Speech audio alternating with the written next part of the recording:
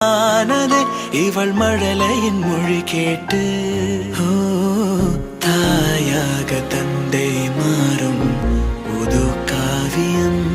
ஓ இவன் வரைந்த கிறுக்கலில் இவளோ உயிரோவியம். இரு உயிர் ஒன்று சேர்ந்து இங்கு ஓர் உயிராகுதே. கருவறை இல்லை என்ற போதும் சுமந்திட தோணுதே. வெளியோரம் ஈரம் வந்து குடை கேட்குதே. ஆரிரோ ஆராரிரோ இது தந்தையின் தாலாட்டு. பூமியே புதிதானதே இவள் மழலையின் மொழி கேட்டு.